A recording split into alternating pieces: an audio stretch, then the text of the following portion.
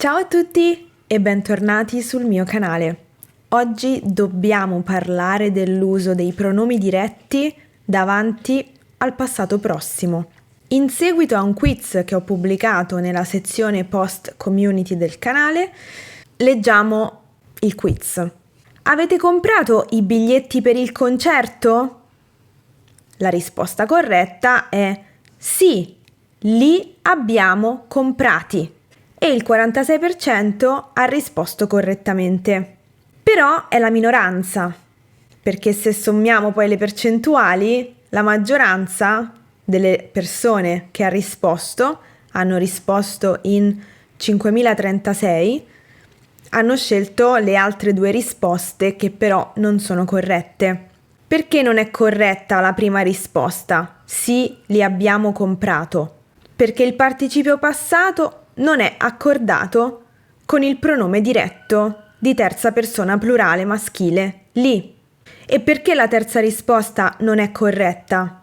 Perché in questo caso c'è una regola che ci dice che i pronomi diretti di terza persona plurale non si apostrofano. Sono un po' rimasta sorpresa nel leggere alcuni commenti a questo quiz, perché alcuni hanno scritto no, non è vero, è sbagliato, hai sbagliato. No, non ho sbagliato, questa è la grammatica italiana, potete essere d'accordo o no, ma non è una questione di opinione, la grammatica è quella. Quindi ho ritenuto necessario parlare di questa cosa oggi. Riprendiamo un attimo l'esempio del quiz. Leggiamolo bene e cerchiamo di capire questa cosa. Avete comprato i biglietti per il concerto? In questa domanda c'è il verbo comprare coniugato al passato prossimo, alla seconda persona plurale voi avete comprato, e il verbo è seguito da un oggetto diretto, i biglietti per il concerto. Avete comprato che cosa? I biglietti per il concerto.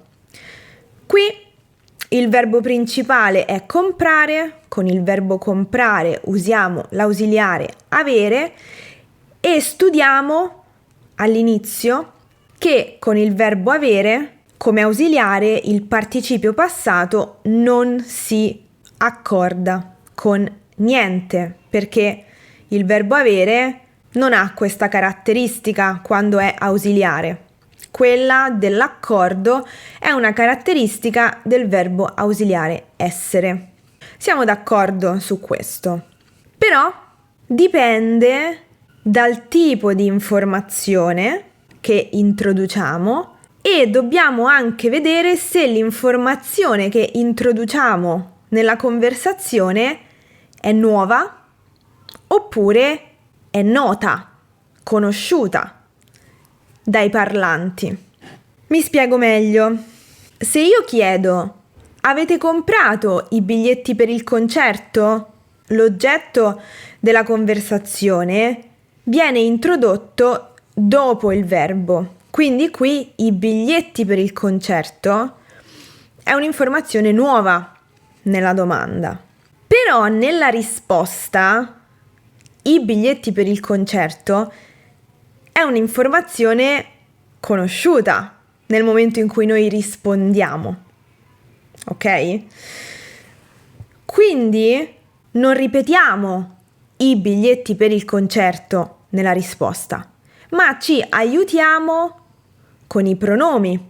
In questo caso dobbiamo usare un pronome diretto perché sostituiamo il complemento oggetto diretto della domanda. I biglietti per il concerto è plurale maschile, quindi corrisponde al pronome diretto di terza persona plurale maschile, li. Dove mettiamo i pronomi diretti? Prima del verbo coniugato. Quindi la risposta è sì, li abbiamo comprati. E siccome il pronome diretto si trova prima del verbo coniugato al passato prossimo, abbiamo la necessità di fare l'accordo tra il pronome diretto e il participio passato del verbo coniugato al passato prossimo.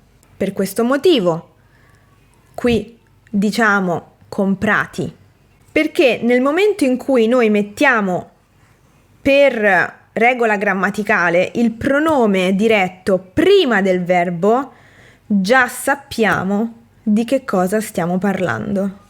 Questo nella grammatica vale per i pronomi diretti di terza persona singolare e plurale, quindi lo, la, li, le.